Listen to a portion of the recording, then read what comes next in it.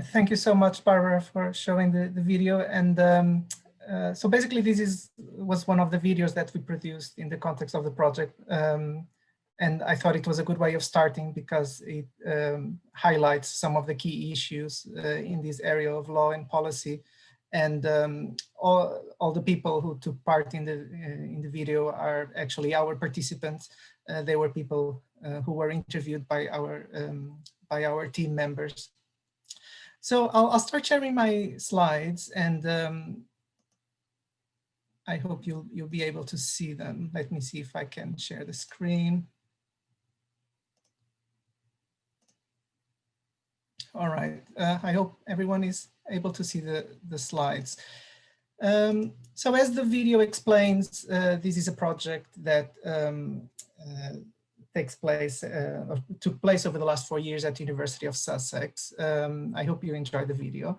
And it's a project that has been financed by the European Research Council as a starting grant. And the aim of the project was to focus on both the social and the legal experiences of sexual orientation and gender identity asylum claimants in Europe. We adopted 3 case studies, Germany, Italy, and the UK. And we also took a look at what happens in terms of law and policy at the European Union and the Council of Europe levels. And the project took place between 2016 and 2020. So it just finished a couple of months ago, but we're still finishing writing up a couple of journal articles, and there are still outputs coming out. So the project took place, or was based at Sussex, but we covered several countries across Europe, as I've mentioned. You also met the team members in the video, so I won't repeat everything about them, but I wanted to highlight that besides us 4 academics based at Sussex, we also had an advisory board that was constituted by 5 people, including academics, refugees, legal practitioners, and activists. And then we also had a long list of project friends, basically people who across a range of professional professional areas and areas in life work or support SOGI refugees. And so they had a lot to contribute. They were interested in helping us be successful in this project, and we were interested in also supporting their activities. So we counted on their support throughout the duration of the project. The project is both theoretically underpinned and empirically grounded. So in terms of the theoretical frameworks that we've adopted, we focused on 3 bodies of scholarship that then inform our data analysis. And those are human rights, feminist studies, and queer studies. So in the book that will come out next year with Springer, we developed that theoretical framework. It's one of the chapters, and then it informs all the analysis that we've done throughout the book. And I'll tell you a little bit more about the book later on. And then in terms of our methodology, we, as I said, adopted several case studies, and those case studies then informed the comparative analysis that we carried out in the book. We adopted an interdisciplinary approach. As you saw, the team members all had different discipline backgrounds. And so we were very keen on drawing from all those disciplines, and we overall adopted a social legal approach. We're also very keen on adopting an intersectional approach, meaning as you can guess, that we were very keen on looking at the experiences of refugees, not only as refugees, but as people who have different characteristics and identities, namely bearing in mind their gender, their religion, age, disabilities even in some cases. And so we took into account all the intersections between those characteristics. We're also very keen in developing a methodology that was not only meeting the expected ethical standards, but that was carried out trying to meet the highest standards possible. So beyond the usual ethics approval that projects need to undergo at UK universities, we were very keen on developing a relationally ethical approach. And so we developed relationships with our participants that were very supportive. So it wasn't only about us obtaining data, it was also about us making sure that the project had a positive impact on their lives. In terms of the actual research methods that we used, we had carried out 143 semi-structured interviews with a range of stakeholders in the field, including policymakers, decision makers, members of the judiciary, legal representatives, asylum claimants and refugees, and NGO staff and other professionals in contact with these refugees. We also carried out 16 focus groups in Germany, Italy, and the UK with SOGI asylum claimants and refugees. Then, although it wasn't planned initially, we decided to also carry out online surveys for two reasons. First, because it was a way of reaching people who perhaps weren't able to take part in the field work in the actual interviews and focus groups. And secondly, because we wanted to also get a glimpse of what happened in other countries besides our case studies. And so these online surveys took into account participants and had respondents from across Europe. Then we also carried out 24 non-participant contextual observations in courts, basically going into court, seeing asylum appeals and seeing how all the actors in the room, the judges, the legal practitioners, the claimants acted and interacted in court when they were appealing against a negative decision, which could have the consequence of sending them back to their countries of origin. And then, of course, we also carried out a documentary analysis of a range of relevant materials, including case law, decisions in individual cases, working papers, policy papers, and so on.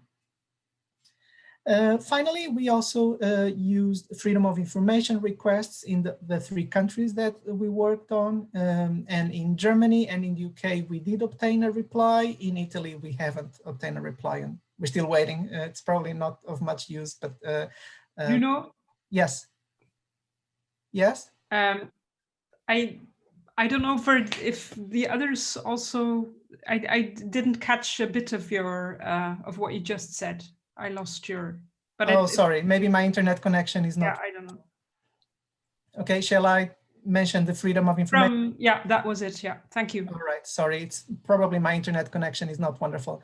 So we lodged freedom of information requests in the three countries, Germany, Italy, and the UK. We did obtain replies from German and British authorities, but we haven't obtained any reply from the Italian authorities. And of course, it may still come, but it won't be of much use now that we are finishing writing up the results. Right, so this is just to offer you a glimpse of the background to the project. Now, in terms of the actual findings that we've come up with, we've collected a very large body of data, and so I won't be mentioning all the results here. But in this slide, I would like to just highlight some key points, and then I will look at some of these issues from a values perspective, which is the focus of this seminar series. So in terms of the range of issues that we highlighted through our data analysis, first of all, there's clearly an insufficient safe passage option for these claimants. As you know, and there's a particularly interesting case involving Belgium in terms of whether countries are obliged to offer humanitarian visas or not. And the answer is, it's up to each country. There's no European obligation in this respect. And so when SOGI minorities want to leave their countries of origin, they have very few options available.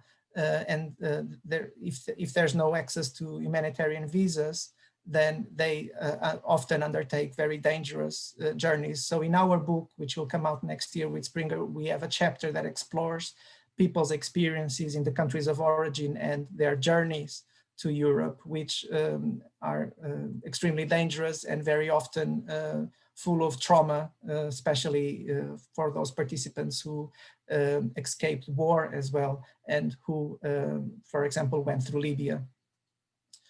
Then we also highlight the lack of statistical evidence. The only countries in Europe that have any sort of statistics are Belgium, the UK in relation to sexual orientation, and Norway. And no other country collects evidence or statistics on sexual orientation and gender identity asylum claims, which means that we don't have enough statistical basis to produce a better analysis of decision-making in this field. So it would be very important to collect that those statistics seriously. We also concluded that there's a strong lack of knowledge of SOGI asylum by all actors in the system. And this includes both the refugees and the decision makers, and sometimes even NGO staff. So even if people may have some general knowledge about the asylum system or some general knowledge about SOGI discrimination, it's not that common for people to have knowledge about both and about how SOGI can constitute a ground to claim asylum in Europe. So we also offer some recommendations in the book about how to address this lack of knowledge. We also point out in our book that there's inconsistent guidance in this respect. Each country decides whether to adopt or to produce some guidance for decision makers in relation to SOGI cases, or whether to let decision makers decide as they see fit on the basis of general asylum guidance. And so different countries adopt different strategies. And my colleague Moira Dustin and I have just finished a paper precisely on this, and the range of models that decision makers adopt in different countries, and whether there is a strong case to favor a model over the other. Crucially, legal aid systems are very poor, they're underfunded, legal practitioners are poorly paid for the work they do, some don't do their work very well, and very often legal aid only comes in at the appeal level, which means that by then refugees will have already submitted a poorly prepared claim. They will have already been in the system for several years sometimes. And so it's very difficult at the appeal level for those mistakes to be fixed. And so it would be very important to improve legal aid. Country of origin information, it's also a very serious issue. It's very often poorly produced, it's insufficient, and so it also needs to be better prepared. Procedures also contain a lot of issues. There's clearly a lack of sympathy. The procedures are not adapted enough to the needs of the claimants. And so claimants suffer very much throughout the procedure, even in terms of material conditions and how the decision maker relates to the claimant. In terms of the content of the decisions, we also identified many issues. Decisions are still full of stereotypes and unreasonable expectations. And in terms of accommodation and other integration policies, we're also very far from where we should be because housing tends to be quite poor. There are many issues of discrimination in housing, and broader social integration policies are clearly insufficient until now. Right, so there's a lot here, and I can, of course, not go into a lot of detail about all of these. But now I would like to take a look at some of these issues from a values perspective. And I've chosen 4 values that I think we could take a look at, and 4 values that usually in Europe we like to think are values that we cherish and that are crucial for our European identity. And so the first one is whether we are actually against torture or not. This seems to be a very basic value. If we look at Article 3 in the European Convention on Human Rights, it's clear that we prohibit torture. It's an absolute right not to be subjected to torture or inhuman or degrading treatment. But from some work that I've done on the jurisprudence of the European Court of Human Rights on SOGI asylum cases, I've concluded that actually the court does not take sufficiently seriously the cases of SOGI claimants.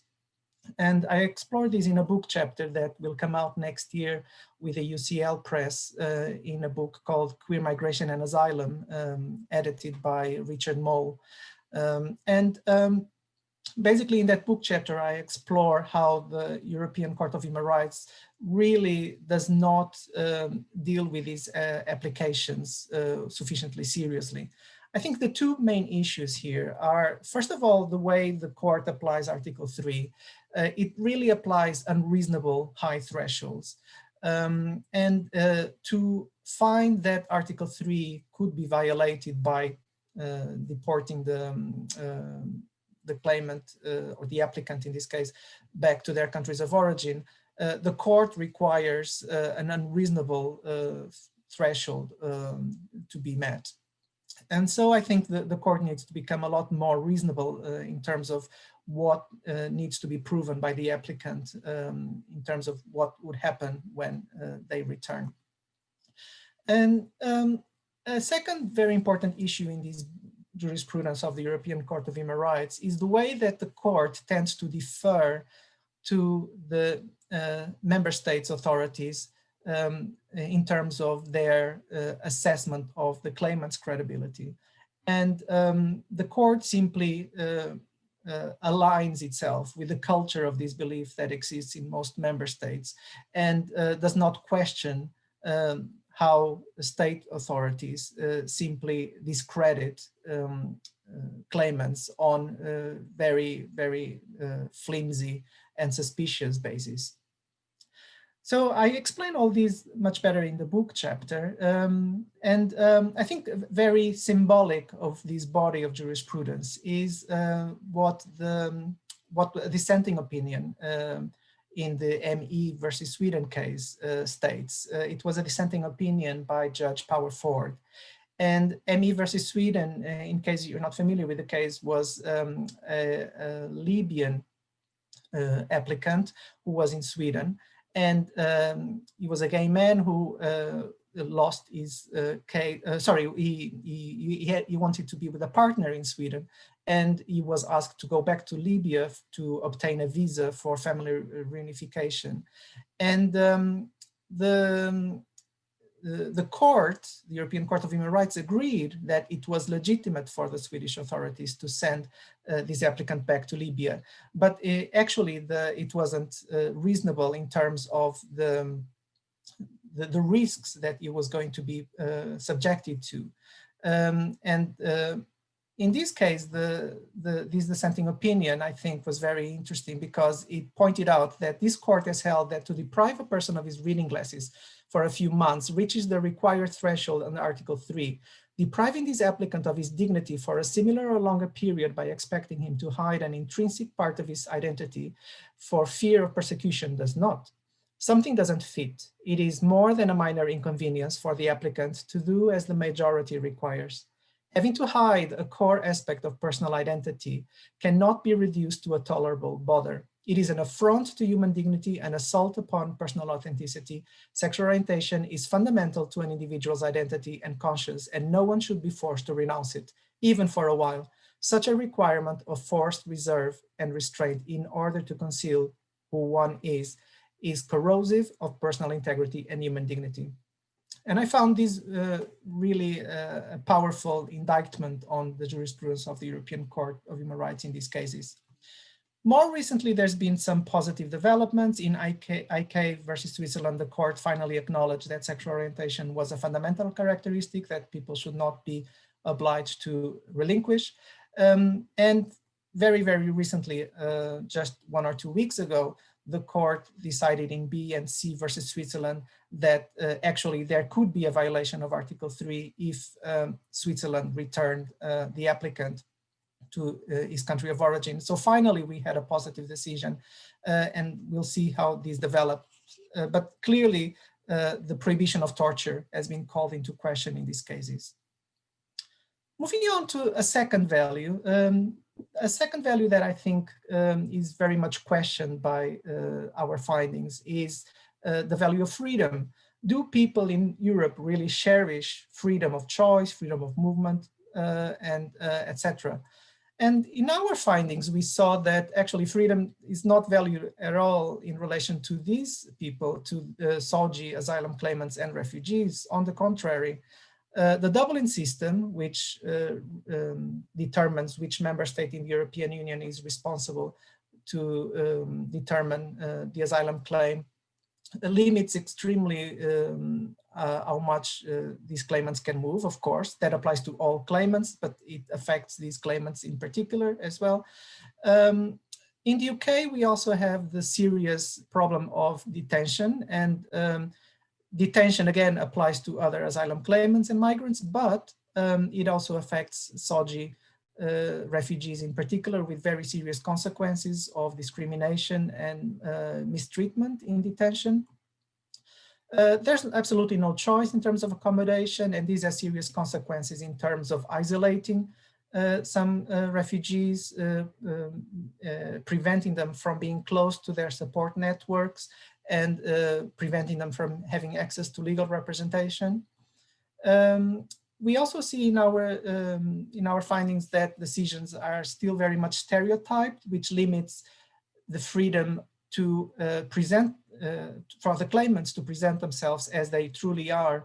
Claimants feel forced to present themselves in a way that may not be really reflective of who they are, just because decision makers have certain stereotypical expectations.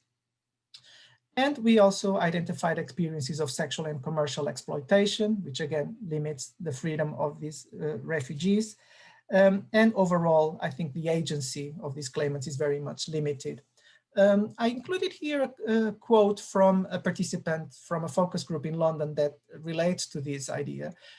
She said, "I need freedom. You can't. You feel like you are suffocating inside because you are held somewhere in a cage. You can't do anything. It is about freedom. They just let us free, should have let us live freely like everybody else. And you can only live that way if you are able to provide for ourselves. We want more education. The years are going by, so we just don't want to we feel stagnant. You know, we are just stuck there, can't move right or left." So there's clearly a lot of frustration from everything that happens, and for the way these asylum systems constrain the agency of these claimants. A third value that I think it's important to mention here is tolerance, diversity, and equality. And of course, we like to think that the European Union, or even more broadly, the European continent, cherish tolerance, diversity, and equality. But again, that's something that it's quite absent in the experiences of many SOGI refugees. Many of our participants had terrible experiences of discrimination, particularly racism, but also some homophobic and transphobic abuse. And this has happened in a range of spaces, where they live, in public spaces, for example, in buses. Many of our participants in Germany complained of people in buses and trains clearly discriminating against them, not wanting to sit next to them, or moving away so that they wouldn't be next to them, and also by asylum authorities. This is also very clear in the way that these refugees tend to be all homogenized, and they tend to all be treated as if they were all equal, but of course they're not all equal. They all have different experiences. What they have in common might be a certain sexual orientation or a certain gender identity, but they clearly have lots of different experiences because of other characteristics like religion or age and so on, but also because their sexual orientations or gender identities will be different within these groups. So that needs to be better recognized, and it's not the experiences we've heard about.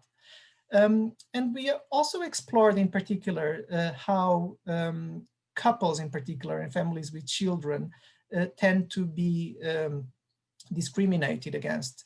Their cases tend to be treated in a very hetero and homonormative way. If they have children, they tend to be disbelieved.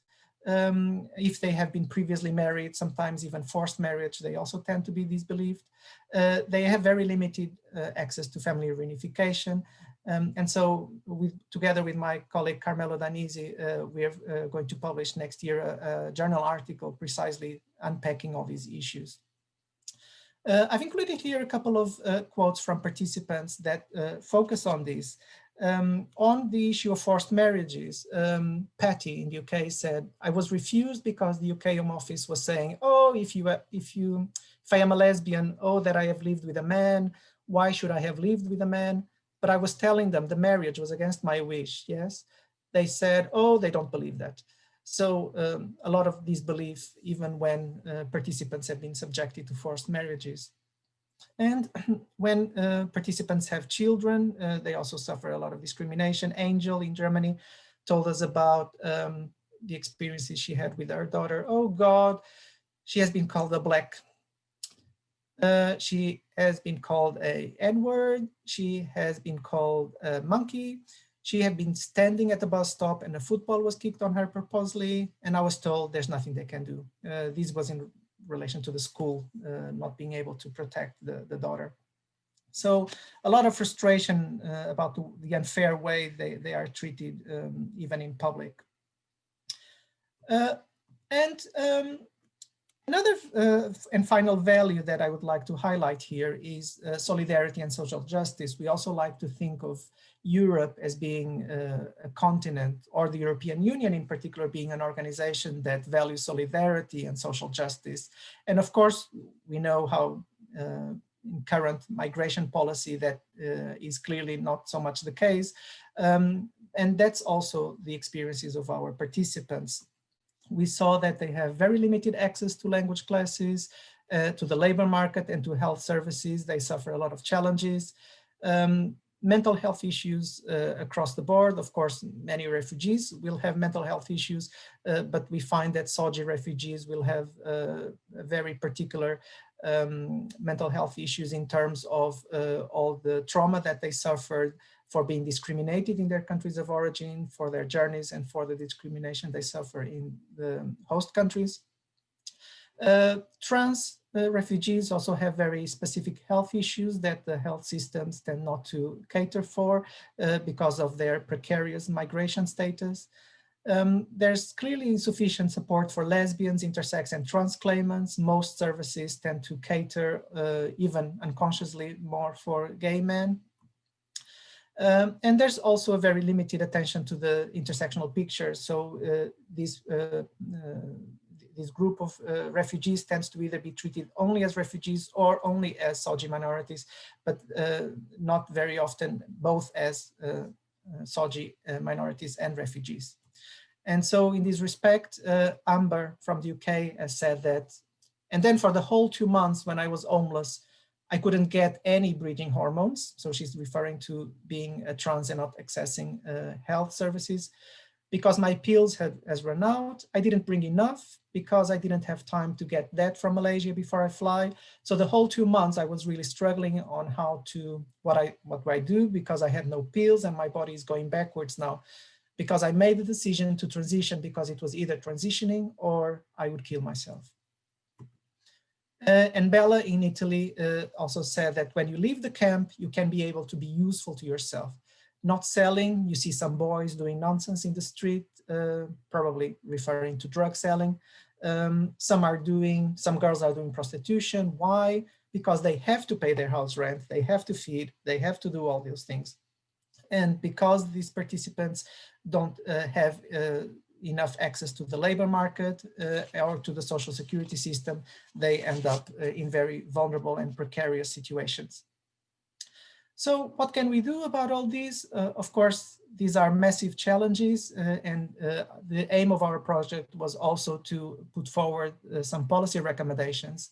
So here you can find the link to our policy recommendations. I'm not going to go through them in detail because there's not sufficient time now, but I would invite you to visit our website and you will see recommendations tailored for the UK, Germany, Italy, and to the European Union as well. But some issues, or most issues, are actually transversal to all countries in Europe. Issues of safe journeys, issues of offering better legal advice, developing better country of origin information, developing a more empathic procedure, developing fairer decision-making, making sure that the housing that is offered is safe and free from discrimination, making sure that there is enough access to the labor market so that these participants can integrate, and also access to the health service and to the educational system so that they can progress with their lives and not feel like they are being deprived of their agency. So I've tried to highlight most of the key issues that we found in our fieldwork. As I said, all of this is much better unpacked in the book that will come out next year with Springer, and it will be on open access basis, so you can download it without paying anything. And there's also a few more book chapters and journal articles that will be out throughout the next few months.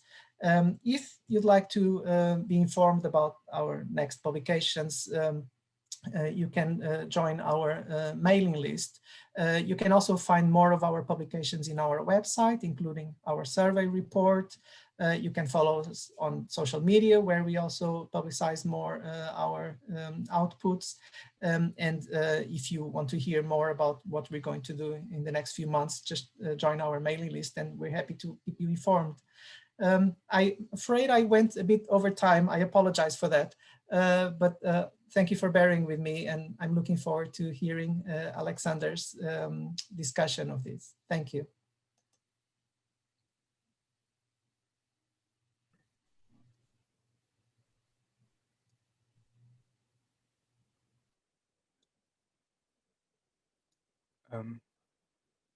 Elaine, can I just go? Can you hear me? Yes, of course, okay, I hear you. Okay, I didn't want to interrupt again. No, go great. ahead. No, okay, thank you. Well, first of all, thank you to the organizers for the invitation. I'm very happy to be able to respond here. I would also like to thank in particular the audience for being here, because I know it's a challenging time, not to mention the, well, the Corona, but also Zoom challenges you met to be here today. And of course, I would like to thank Professor Ferreira, Nuno, for the excellent talk on this fascinating project. I really admire the project. There's so many things to like in it. You mentioned some of them. I just want to highlight them again for the audience. The first of all, the comparative, interdisciplinary, and intersectional setup, which are all things that I greatly admire. The multi-method approach also, and of course the focus on this very vulnerable group. So I think it's really an important project in that sense.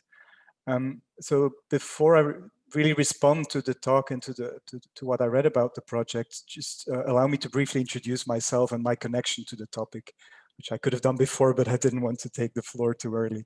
But so I'm a professor of communication studies at the University of Antwerp, and I've researched many different things, but one of the recurring issues is the connection between media and identities, different kinds of identities. So I worked on ethnocultural, minority and migrant media use. I worked on LGBTQ media uses, media representations.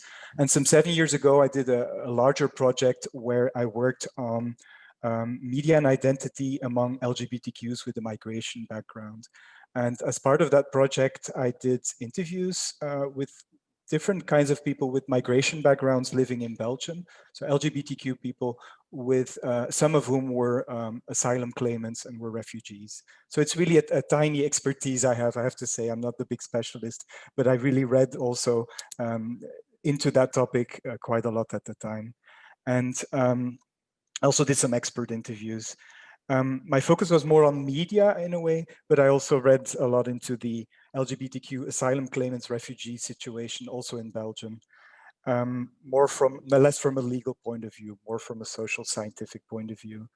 And based on that experience and the lecture today and what I read about the project, first of all, I would just like to highlight the evidence that I think it's really important to work on this group, and not just because it's a vulnerable group. As was illustrated today, there's so many issues, so that as such, of course, justifies this attention.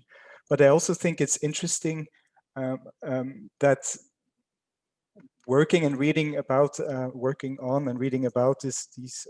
this particular rather small group, you could say, but it really confronts oneself with prejudices and assumptions because of their intersectional position that was just mentioned also in the talk. Because yeah, they confront us in a way, but our tendency, I include myself, of thinking in categories, and I noticed this in journalistic writing, but also in academic writing, that when there's talk about refugees, the assumption often seems to be they must be straight. And when you read about LGBTQ issues, that they must not have a migration background or so. And this intersection, I think, is really interesting, that it also confronts us perhaps with some prejudices that we have. I haven't followed up the situation in detail. I mostly did that 5 years ago, but all of the issues mentioned today, I think, are still applicable in Belgium, unless something really changed really quickly.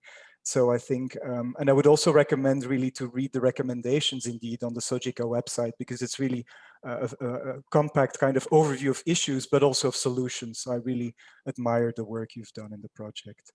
I just want to zoom in on one particular aspect that I really also found in my research, as I didn't look at the legal as much, so it's more another issue.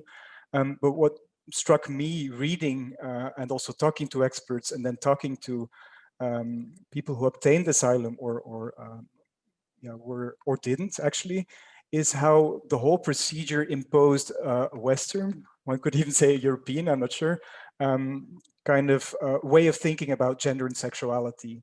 So and I think that echoes what was called also in the talk today, the stereotypical aspect of decision making, as well as the hetero and homonormativity that are really strongly present. And of course, I understand you need some guidelines to judge an asylum application, but it struck me how rigid these expectations are in relation to what they thought LGBTQ people should be doing. And I mostly focused on sexuality, to be clear, in my own research. Now, as a gay man myself, I actually do recognize myself in these expectations, which are to do with an assumption that your sexual identity is an essential part of your identity, that you gradually discover it, that you then come out, that you participate in LGBTQ associations and culture, et cetera, et cetera. So I do recognize these expectations, but to expect this to be shared by and to narrate it by people from a very different context, I think is really startling, even absurd. Even the very notion that one's sexual identity should be so essential a part or should be so important, I think it's really quite a recent and Western, so to speak, notion. And of course, through globalization, these ideas of gay and lesbian identities have traveled and are probably familiar to people across the world, but still there are so many cultural differences, not just in these identities, but in particular also, I think, in talking about sexuality and gender, which are just, something to be taken into account, of course. Particularly in countries where same-sex sexuality is less accepted, this whole very open way of addressing these issues that is expected in an interview and an application is really alien probably to many people applying for asylum. And they are expected to provide authentic and credible narratives. So they are supposed to perform a kind of narrative in a fluent way. I have to say, I didn't interview many people myself for my project, but it struck me that the people who had obtained asylum indeed presented a narrative that was sort of more linear. They identified as gay more clearly. So obviously it's a very small sample, but it struck me that the people I interviewed who didn't apply for asylum, so they were in Belgium without any clear legal status, their narratives were much more mixed, and they were much more reluctant also to so clearly identify as gay or lesbian. And this made me wonder, and I've also read about this, to what degree you learn when you apply for asylum to speak, to talk the talk in a way, to present yourself in a certain way, and not only learn it, but even are forced to do it that way in order to get asylum, so that it's a kind of performance, so to speak, that you have to deliver. Now, this is, I think, familiar from people who read on these topics. I also read about this in other countries. But at this time, I'm doing a project where I interview people without a migration background. So non-straight men in Belgium. And I also ask similar questions about identity, etc. And it made me think about this topic today, because many of the narratives I get, they wouldn't qualify people for asylum. I mean, these are people living in Belgium, and the way they tell about their lives and their identities are not what, I guess, I mean, I've never been part of an asylum procedure, but are not what seems to be expected. And in particular, what's happening is that many people, particularly younger people, question this whole notion of sexual identity being so central. They question these labels, these identifications. This is something that happens in many countries, not just in Belgium, of course. But so also they question the necessity, some of them, to come out, to participate in LGBTQ culture or associations. And again, these are things that we expect, or as far as I know, expect asylum claimants to do, or at least these are elements that are used to assess their claims. But many Belgian LGBTQs would not be considered that to be part of their experiences. And they actually question some of these categories and these labels that are used. So to continue to impose these expectations in the asylum procedure, when, for instance, in Belgium, the country where people were trying to get access, these would not be shared. It's really getting increasingly questionable.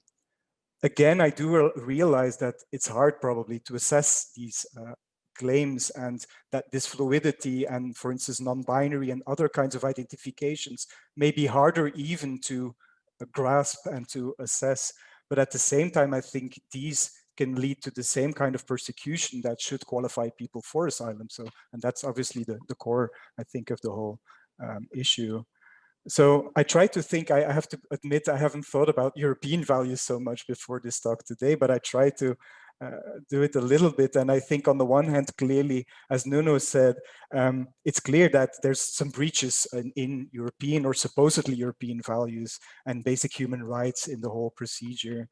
On the other hand, and I don't know if that qualifies as values, but definitely as norms, there seem to be in the procedure a lot of norms that are imposed, particularly in terms of how people should talk about gender and sexuality, the kinds of identities they should have.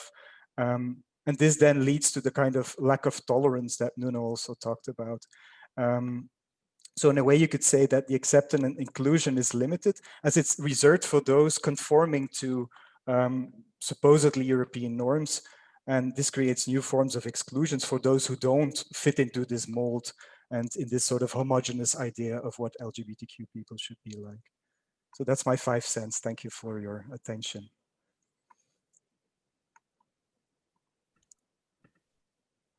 Thank you, Alexander, for your response. Then we can open the floor to questions, unless, Nuno, there is something that you, in Alexander's talk, that you would like to answer to. I can just agree with everything. I think Alexander made very good points.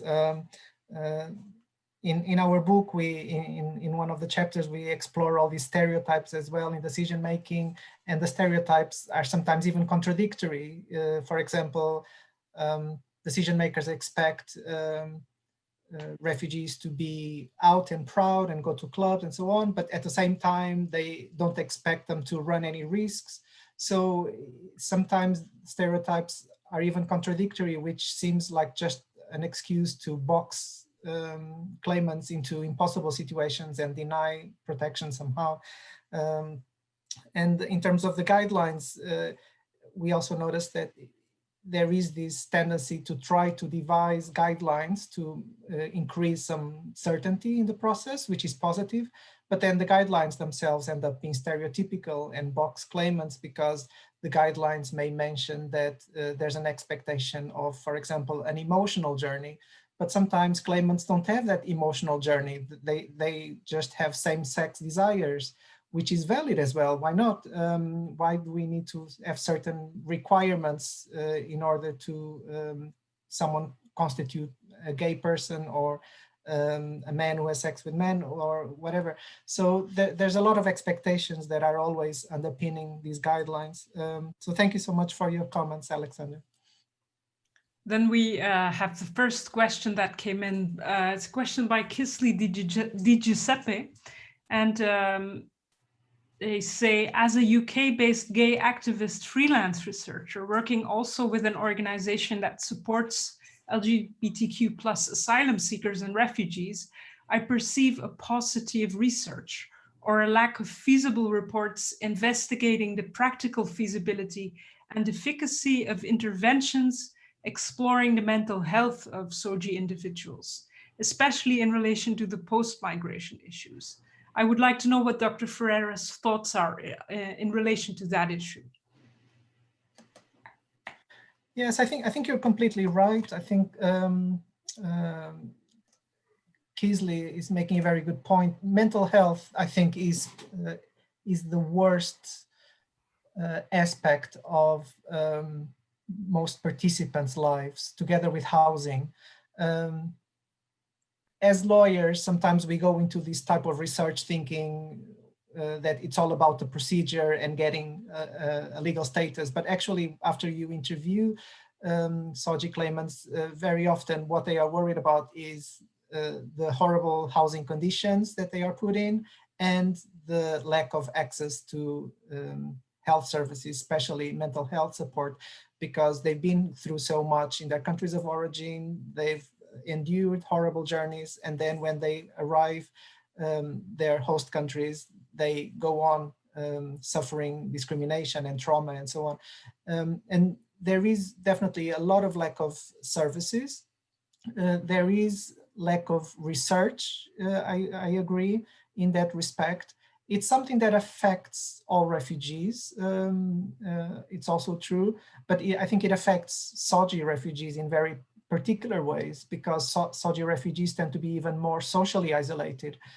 They often cannot count on their fellow nationals in the host country, because they may be discriminated as well by those fellow nationals. They may not have access to support groups because they may be housed very far away from cities or support groups. They may not have any money to attend any gay venues.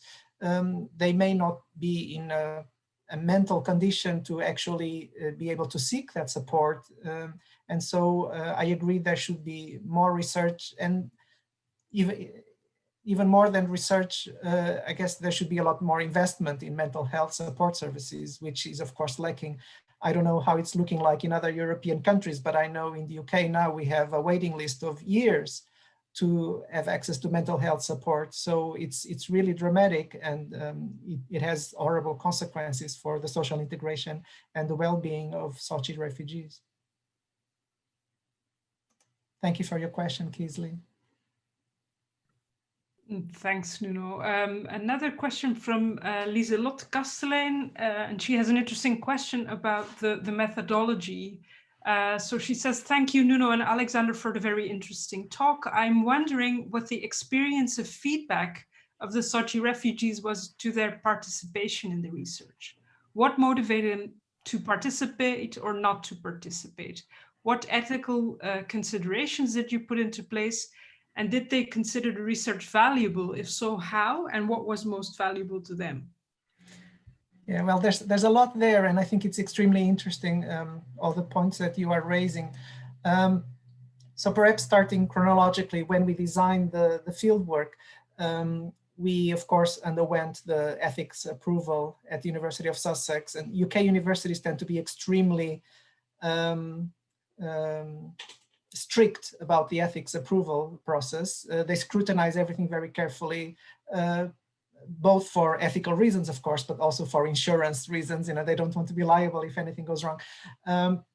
And so we did develop a very good plan for the field work.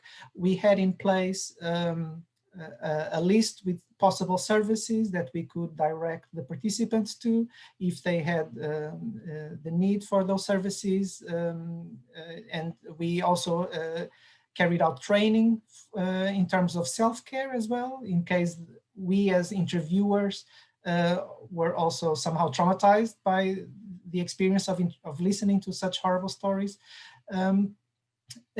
We also went through gatekeepers, NGOs and support groups who could advise on whether participants were in a position to be interviewed and were enough or strong enough in the or felt well enough to be interviewed and wouldn't be detrimental for them. So we had lots of tools in place to make sure that we only interviewed people that were in a good position to be interviewed. Most participants were happy to, most of the people we approached were happy to participate to the extent that they wanted to share their experiences. And that's something that some literature also discusses. It's how therapeutic it is for people to talk about these experiences and to somehow let it out and have their own voice heard. They've been so mistreated by the asylum system that they want to have their voices heard. So many participants find it a useful experience for them, also from a therapeutic perspective. Some people did not want to participate. I think especially NGOs, because they tend to be so approached by researchers. I think they have a saturation of requests. And so from some NGOs, we did hear that they didn't have capacity for it. They didn't want to participate because they had already participated in so many projects of this kind. And so they did decline the invitation. But we did have almost 500 participants overall. So I think there's a lot of interest in still participating in these projects and having people's voices heard, which can be very empowering. I think some participants found it very empowering that then their quotes are on these slides. Some of them showed up in our videos. We made other videos for each country, and the videos for each country have participants also speaking. So they found it very empowering. So I think if all these things are done in a way that gives the voice to these participants, then it can be very positive for them. But I'm happy to share more information about the fieldwork and our ethics approval with Ilaria if she contacts me directly.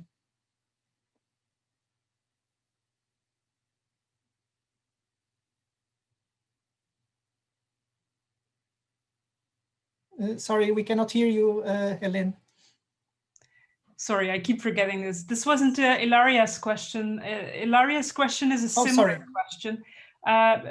So the first question was also about the ethics standards.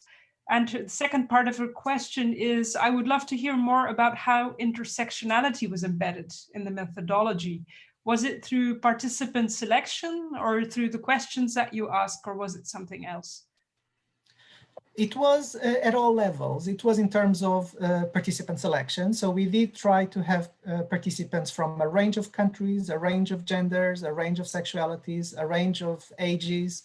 It was also in terms of the questions. So in the questionnaire, we did have questions about educational background, disabilities, religion, and so on. So we did try to consider a range of characteristics and how they could influence people's experiences. And then we adopted intersectionality in our data analysis as well. So we try to look at people's experiences from the range of their characteristics perspective. So for example, we looked at people's experiences because of certain disabilities or because of their religion. We found out, for example, that there's a lot of discrimination against SOGI claimants when they claim to have a certain religion in the asylum procedure, because decision makers tend to think that if a claimant is Muslim or Christian, they cannot really be a gay man or a lesbian because it's not compatible, which is not only stereotypical, but it's just crude. And so we look into all these experiences on the basis of other characteristics besides sexuality and besides gender identity in our book to make sure that intersectionality comes out. My colleagues Moira Dustin and Nina Hell, for example, published a book, an article, which is in our list of publications, which touches precisely on religion and how that plays out in the context of asylum. So we try to bring out intersectionality across all aspects of the project. Thanks, Nuno. Then the next question is from a queer master's student who is trying to best direct their studies and attention to the causes of SOGI refugees. And the question is, what areas of expertise do you find most underdeveloped? How can one best prepare to support this crucial area of human rights? Yeah, I think that's a very interesting point because sometimes it starts to feel like it's a bit saturated, the field, isn't it? Like there's an increasing body of literature about SOGI refugees. And so one wonders what else is there left to research. I guess it depends on each person's discipline and research interests and so on. Something we've noticed is that, for example, today I was just talking to some colleagues about the fact that there's still a lot of scope for other legal avenues. Usually the legal avenue that SOGI refugees have in Europe is to reach a country and apply for asylum. But there's still a lot of work to be done in terms of other avenues like private sponsorship, like humanitarian visas for SOGI refugees. So that's one aspect, searching for those legal avenues. Another aspect is the quality of the country of origin information. How can these be produced in a way that really addresses the needs of SOGI refugees? And the European Asylum Support Office has done some work on it, but there's still the need to do better work on that or further work on that. Other aspects, for example, the lack of statistics. There needs to be research on the actual statistical basis for these cases because that data is missing, and that then prevents activists from pushing forward this agenda. So there are different aspects that can be still researched, but it really depends on each person's academic background and interests, of course. Thanks, Nuno.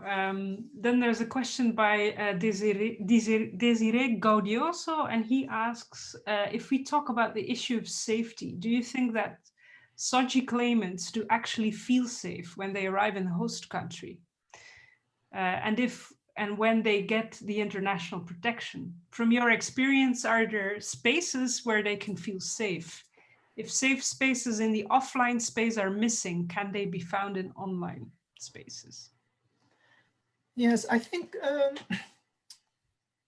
from our participants' experiences and from what we heard during our fieldwork, many SOGI refugees don't even know that SOGI is a ground on which they can claim asylum when they reach Europe. They are just escaping violence and discrimination, and they are hoping to reach a safer place, but they don't really know. Some don't really know about the asylum system at all. Some don't know about SOGI being a ground for asylum.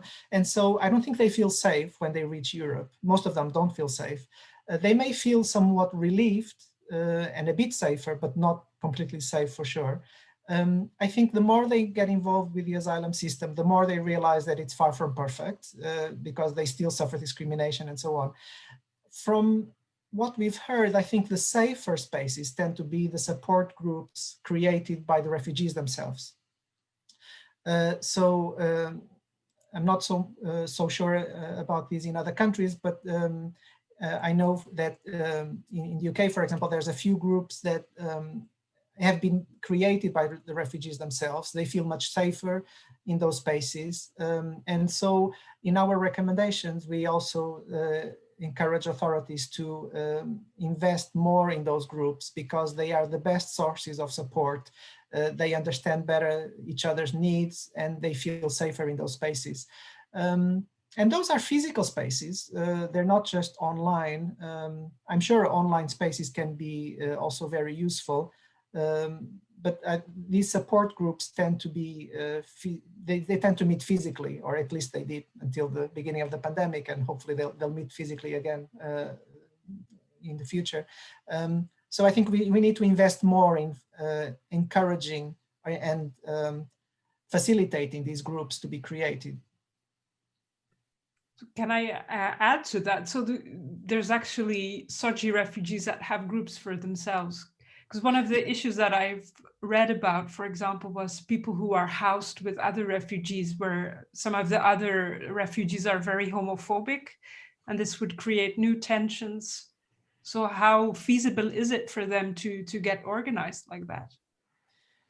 Yes, you're completely right. Very often it happens that SOGI refugees are housed with other refugees, and there may be tensions and instances of discrimination and abuse in those cases. To address that, I think we need to go back to agency and freedom of choice. And so what many of our participants said is that they want to have at least the choice of being housed with other SOGI refugees. And some wouldn't want that, but some would like that, and that might create a safer space. But in terms of these support groups, I think these SOGI refugees very often tend to meet in churches. Sometimes religious groups support the creation of these SOGI refugees groups as well. Then they can meet online through dating apps and social media. And they can also meet in the context of LGBT associations and in the context of refugee associations. So sometimes they are spin-offs or subgroups of broader associations. And from our experience, it's really the best support they can get. And that links to the mental health issue that we talked about before, that really helps these claimants survive the legal procedure and not feel so isolated. Thanks again, Nuno. The last question so far is from Marina Switzers, and she's asking, how can one define European values for the LGBT community if even within the EU the debate is not held? And she's obviously referring to the deteriorating situation in Poland and Hungary, and the fact that other countries are backing off or not defending LGBT rights. What is the added value of the European Court of Law in this case? Yes, that's a very good question, of course, and I wouldn't attempt to define what are the European values. I wouldn't know what they are. I guess we all cherish certain values, and we would like to think they are shared by other people in Europe and across Europe. In terms of the situation in Poland and Hungary, of course, it's extremely worrying. And of course, I think most of us would like the European Union institutions to be much more forceful in this respect. I think they tend to be extremely cautious because they're trying to do things without jeopardizing progress in terms of European integration. But I completely agree. This intervention by the European Commission in particular needs to be perhaps a bit more forceful and much more supportive of the LGBT plus communities in Poland and Hungary. What is the added value of the European Court case law in this case? I think both the jurisprudence of the European Court of Human Rights and the Court of Justice of the EU can help protect these LGBT plus minorities. The Court of Justice of the European Union has a few cases related to SOGI Asylum, which have been fairly positive. They could have been better, but they have been fairly positive.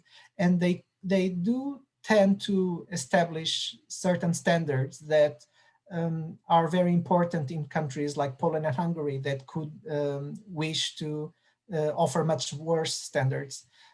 So I think there is an added value in the case law of the Court of Justice of the EU and of the European Court of Human Rights to make sure that some countries don't go below those standards. Whether they are high enough standards or not, of course, is up for discussion, and I would agree that the standards should be much higher than those. But I think they do add some value, and they do establish a minimum standard that courts in Poland and Hungary, for example, will have to adhere to.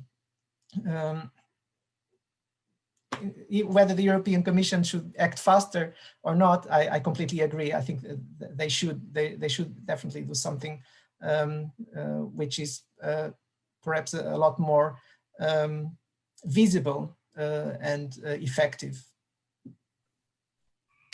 Thank you. There's one more question from Ayşe Üzün. And she asks, I would like to ask why you did not approach or use quantitative methods in your project in addition to qualitative methods, since there are not enough statistics regarding SOGI refugees. Thank you for that. And I didn't mention figures, but we did collect some figures. So initially we were just planning to do qualitative work. But then one of our colleagues, Moira Dustin, had the brilliant idea to actually suggest the survey that I mentioned in one of the slides. So we did carry out online surveys, and the surveys cover the whole of Europe. They did ask not only qualitative questions, but also questions that allowed us to put together some figures. So if you check our survey report, it's in our list of publications. The survey report does have graphs and does have some statistics. Of course, they're not statistically representative because the survey only had about 239 respondents, I believe. So of course, with 239 respondents, we cannot create statistically accurate or relevant figures, but they do offer some idea of the percentages of claimants and professionals that believe in, that have certain experiences or believe that certain options are the best. It's very interesting as well that those figures were probably what caught most attention when we were trying to disseminate our results, when we contacted journalists and so on. That was what media outlets were most interested in, because figures tend to grab better the attention of the reader and policymakers rather than some qualitative argument. And so I'm glad we did collect those figures, and there's quite a few interesting graphs in the survey report, and hopefully they can also be used for policy making and for activist work. Okay, thanks. That was the last question from the audience. So thanks for all of those great questions. If there's anything more, you still have a couple of minutes to ask questions. I actually had a question for you, Nuno. Now that you've kind of almost finished your project and you will be publishing the book soon, what is next? Will you continue to work on this issue, or what will be in the future? Because it seems like there's a lot of new roads are opening when I hear you talking about it. So yes, well, I guess because my colleagues and I are so keen on empirical work, and we don't want to just sit in our desks writing up doctrinal analysis of the case law and so on. We really want to talk to people and see what their experiences are. We're in the process of trying to obtain funding for other projects. So some of us try to obtain funding for a project looking into the experiences of SOGI refugees and the pandemic. But unfortunately, we didn't get the funding, but that's an option. I think, going back to the previous question on what else to research in this field, the impact of the pandemic on SOGI refugees is definitely something that still needs to be researched. There was a conference a few months ago on that, but that's something that warrants more research for sure. So that's one possible project. And I'm also in the process of applying for funding to look into the experiences of Iranian LGBT+ refugees who have gone to Turkey, UK, and Canada. So the idea is to compare their experiences living in Turkey, where they're hoping to be resettled, in Canada, where they've been resettled, and in the UK, where they reach the country but still need to apply for asylum. So there's still a lot of scope to carry out empirical research and comparative research with this group of participants. Thank you. Thank you so much. That was very interesting talk. Also a great response by Alexander. And I see it's 10 to 8 and there's no more questions from our audience. So I think we can call it a day for today. And I would urge everyone to go and check out Nuno's website on the project and look at all the great publications and pass on the messages that we heard tonight, that there's a need for mental health interventions, a need for more empathy, and the need for more statistics and materials. So we need to talk about this. Thank you so much and good night, and hopefully see you soon for on next semester in 2021. Thank you so much. Goodbye. Thank you. Bye.